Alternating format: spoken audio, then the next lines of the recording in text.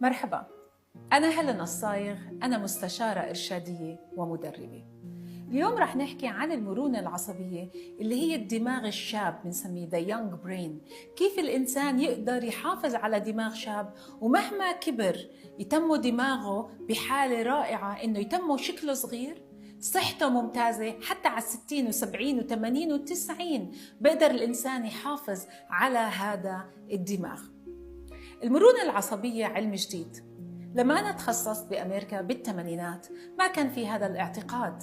تعلمنا أنه الدماغ اللي بيصير فيه بيبقى دايما ثابت، ولكن هلأ آخر دراسات آخر 10 سنين أثبتوا علميا أنه الدماغ متغير دائما. المرونة العصبية هي قدرة الدماغ على تعديل نفسه بأنه يبني مسارات عصبية جديدة ويلغي مسارات عصبية تانية، وهيك نقدر نغير شخصيتنا. في بالدماغ مليار